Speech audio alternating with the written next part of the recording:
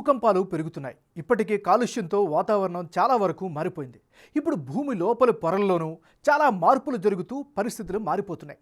ప్రకృతి సహజ ప్రక్రియకు తోడు మానవ చర్యలతోనూ విపత్తుల తీవ్రత రోజురోజుకు పెరుగుతోంది. ప్రపంచం చాలా రూపాల్లో సవాళ్లను ఎదుర్కోవాల్సి వస్తుంది. ఇందుకు కొన్ని ఉదాహరణలు ఈ భూకంపాలు.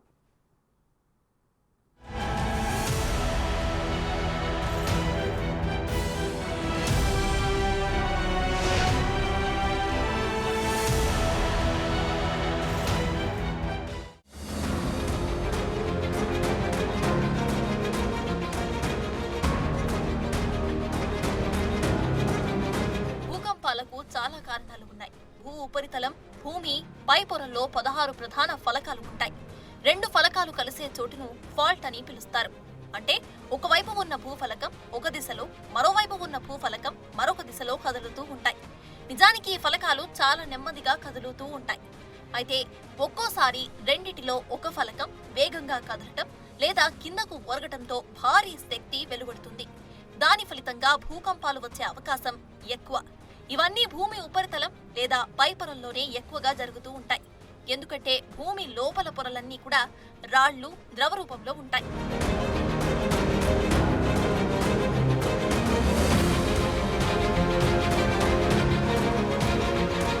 భూపటలం అంతర్భాగంలో ఎక్కువ శక్తితో ఏర్పడే అలజడితో భూకంపాలు ఏర్పడతాయి.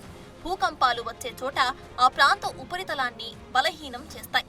వీటిని సిస్మిక్ జోన్లుగా చెబుతారు. ఇవి ఎక్కువగా సముద్ర తీర ప్రాంతాల్లోనే ఉన్నాయి. అలాగే హిందూకుష్ పర్వత ప్రాంతాల్లో కూడా ఉన్నాయి.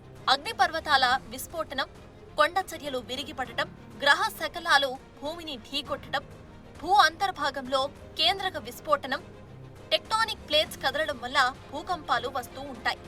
ఇలాంటి కారణాలతో భూ అంతర్భాగంలో విపరీతమైన ఒత్తిడితో ప్రకంపనలు మొదలై భూ ఉపరితలానికి చేరుకుంటాయి. అలాంటి ప్రాంతాన్ని భూకంప కేంద్రంగా గుర్తిస్తారు. అగ్నిపర్వత ప్రాంతాలు, ముడత పర్వతాలు, సముద్ర తీర ప్రాంతాల్లో ఎక్కువగా భూకంపాలు వస్తుంటాయి. వీటిని పిల్లులు, పాములు, పశువులు తరంగాల రూపంలో ముందుగా గుర్తిస్తాయి. ప్రపంచంలో ఎక్కువ భూకంపాలు 68%, పసిఫిక్ మహాసముద్రం 21%, మధ్యధరా ప్రాంతాలు 11% ఇతర ప్రాంతాల్లో సంభవిస్తాయి.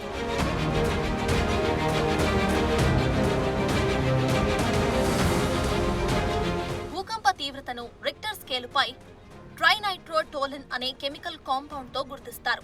ఈ స్కేల్ పై 9 పాయింట్లు ఉంటాయి. రిక్టర్ స్కేలును అమెరికన్ సైంటిస్ట్ చార్లెస్ రిక్టర్ 1935లో రూపొందించారు. ఈ రిక్టర్ స్కేలుపై 7 అంతకంటే ఎక్కువ తీవ్రత నమోదైతే పెను విధ్వంసం జరుగుతుంది. అంతకు తక్కువగా నమోదైతే మాత్రం కొంతవరకే ఎఫెక్ట్ కనిపిస్తూ ఉంటుంది. రిక్టర్ స్కేలుపై 3.5 అంతకంటే తక్కువ తీవ్రతతో రోజు దాదాపు 1000 వరకు ప్రకంపనలు సంభవిస్తూ ఉంటాయి. వీటిని మనుష్యులు గుర్తించలేరు. 3.5 నుంచి 5.4 మధ్య తీవ్రత రికార్డ్ అయితే కిటికీలు, ఫ్యాన్లు, కిచెన్ వస్తువులు కదులుతాయి. ఇలాంటివి ఏడాదికి 49,000 సార్లు వస్తుంటాయి. అయితే బిల్డింగ్లు కూలటం వంటి విధ్వంసం ఉండదు. 5.5 నుంచి 6.0 మధ్య వస్తే క్వాలిటీ లేని బిల్డింగ్లు దెబ్బతింటాయి. ఇవి ఏడాదికి 6,200 సార్లు వస్తాయి. ఇక 6.1 నుంచి 6.9 తీవ్రతతో భూకంపం వస్తే 100 కిలోమీటర్ల వైశాల్యంతో ఎఫెక్ట్ చూపుతోంది. ఇక రిక్టర్ స్కేలుపై 8.0 కంటే ఎక్కువ తీవ్రతతో భూమి కంపిస్తే తీవ్ర విధ్వంసం జరుగుతుంది. ఇది ఏడాదిలో ఒకసారి మాత్రమే వస్తుంది.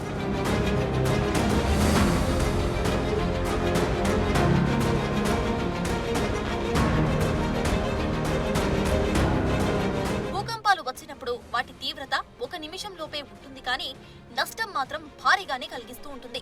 అలాగే పగలు రాత్రి అన్న తేడా ఉండదు. ఎర్త్క్వేక్ ఎప్పుడైనా రావచ్చు. మన దేశంలో హిమాలయ పర్వత ప్రాంతాల చుట్టూ భూకంపాలు ఎక్కువగా వస్తున్నాయి. ముఖ్యంగా ఉత్తర భారతదేశంలో తరచూ ప్రకంపనలతో జనం భయపడుతున్నారు.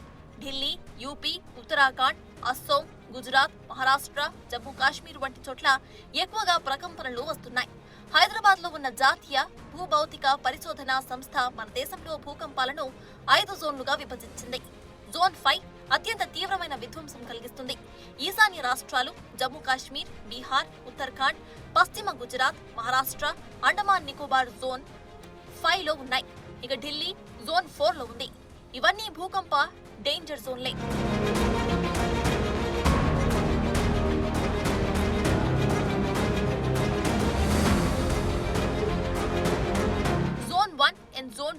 తమిళనాడు, పుదుచ్చేరి, మధ్య భారత్, గుజరాత్, రాజస్థాన్లోని కొన్ని ప్రాంతాలు, తెలంగాణ, కేరళ, కర్ణాటక, ఆంధ్రప్రదేశ్, డెక్కన్ ప్రాంతం, రాయ్పూర్, రాంచీ, జైపూర్ వంటివి ఉన్నాయి. అంటే ఇక్కడ భూకంపాలు వచ్చే సమస్య చాలా తక్కువగా ఉంటుంది. బ్యూరో ఆఫ్ ఇండియన్ స్టాండర్డ్ రూపొందించిన భూకంప మండల మ్యాప్ ప్రకారం దేశంలో 65% పైగా భూభాగం 7 అంతకు మించిన తీవ్రతతో భూకంపాలు సంభవించే ముప్పును కలిగి ఉంది. అంతర్జాతీయ భూకంప అధ్యయన కేంద్రం లండన్లో ఉంది. ఇక్కడి నుంచే భూకంపాలకు సంబంధించిన సమాచారం ప్రపంచ దేశాలకు షేర్ అవుతూ ఉంటుంది.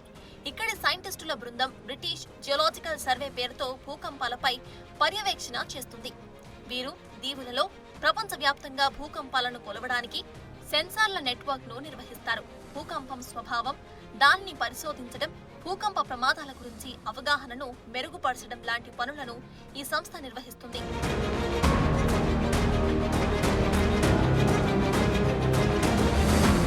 భూకంప తరంగాలు 3 రకాలు. అవి పి తరంగాలు, రెండోది ఎస్ తరంగాలు, మూడోది ఎల్ తరంగాలు. లోతు ఆధారంగాను భూకంపాలను విభజిస్తారు. ఉపరితల కారణాలలో ముఖ్యమైనవి కొండ చర్యలు జారటం, హిమపాతాలు, సొరంగ పైకప్పులు కూలటం, భూగర్భంలో అణు పరీక్షల వల్ల భూకంపాలు వస్తూ ఉంటాయి.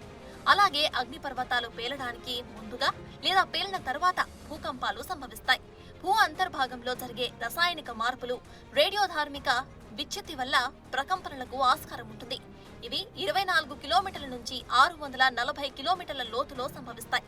భూకంపాల వల్ల ఏర్పడే శక్తి తరంగ రూపంలో ఉంటుంది. భూకంపానికి ముందు పాములు, ఎలుకలు భూమి లోపల నుంచి బయటకు వస్తాయి. భారీ భూకంపాలు 1 నిమిషం పాటు వస్తాయి.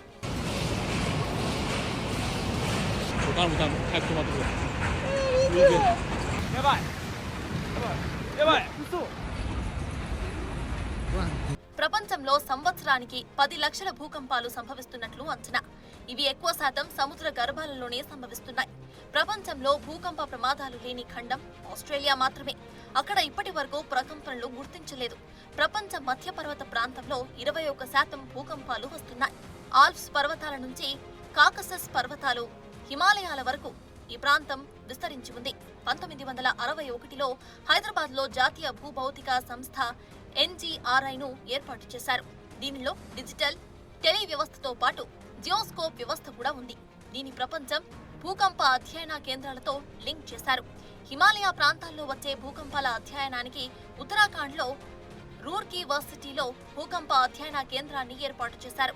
భూకంపాలను తట్టుకునే ఇళ్లు, భవనాల నిర్మాణాలపై ఇక్కడ పరిశోధనలు చేస్తారు. మరోవైపు 2007 అక్టోబర్లో జాతీయ సముద్ర సమాచార కేంద్రాన్ని హైదరాబాద్లోనే నెలకొల్పారు. ఈ కేంద్రంలో ముందస్తు భూకంప, సునామీ హెచ్చరిక కేంద్రం వ్యవస్థలు ఉన్నాయి.